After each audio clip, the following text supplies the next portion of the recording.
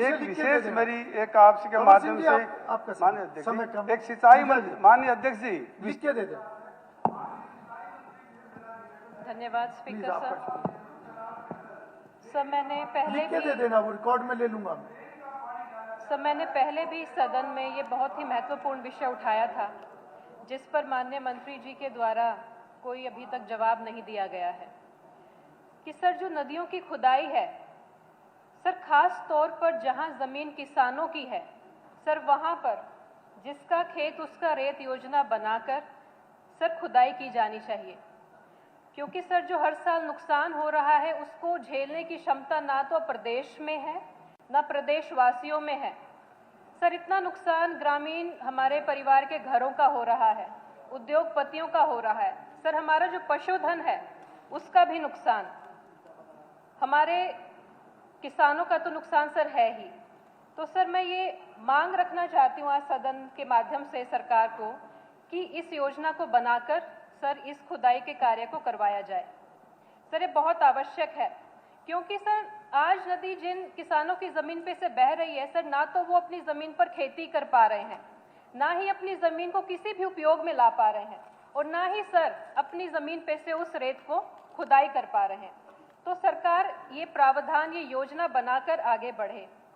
Sir दूसरा मैं कहना चाहती हूँ, पानी की निकासी की समस्या मेरे मुलाना विधानसभा क्षेत्र समेत पूरे प्रदेश में हर गांव में, हर शहर में सबसे प्रमुख समस्या बन चुकी है। तो सर इस ओर भी मैं सरकार का ध्यान आकर्षित करना चाहती हूँ सर कि हर गांव और शहर के स्तर पर योजना बनाकर पानी की निकासी करवाई जाए। सर बात की जाती है स्वच्छ भारत अभियान, स्वच्छ हरियाणा की, लेकिन कोई ठोस कार्यवाही नहीं की जाती। सर जगह जगह इतने कचरे के ढेर महीनों महीनों नहीं सर, सालों साल पड़े रहते हैं, लेकिन कोई व्यवस्था नहीं की जाती। इसकी ओर भी सरकार ध्यान दे। सर माननीय मुख्यमंत्री जी ने घोषणा की थी कि सफाई कर्मचारियों का मानदेय बढ़ाया गया है, लेकिन अभी तक सर उनको मिलना शुरू नहीं हुआ है। तो सर उनको उनका बढ़ा हुआ मानदेय भी जारी किया जाए। लेकिन सर मैं एक बात और कहना चाहूँगी, आज के समय जितने भी कर्मचारी हैं, कॉन्ट्रैक्चुअल हैं, अस्थायी हैं, उनकी सबसे बड़ी मांग आज यही है सर कि उनको जो उनका वेतन है वो प्रति माह जारी हो, ना कि 3-4 महीनों के बाद। सर 1 और 7 तारीख के बीच में सर ये प्रावधान बनाया जाए कि 1 से 7 तारीख के बीच में उनको उनका वेतन जारी हो जाए। सर मैं मांग रखना चाहूँगी अपने क्षेत्र की, गाँव तंदवाल से हरियोली बहुत लंबे समय से मांग रखी जा रही है सर, और मैं भी बार बार प्रयास कर रही हूँ कि सर जो गांव तंदवाल से हरियोली के बीच मारकंडा नदी के ऊपर पुल का निर्माण किया जाए। अगर पुल नहीं तो सर वहाँ पे कॉजवे का निर्माण किया जाए, क्योंकि सर मजबूरन लोगों को रेलवे का पुल इस्तेमाल करना पड़ता है, जिसकी वजह से सर बहुत दुर्घटनाएं वहाँ पर होती हैं।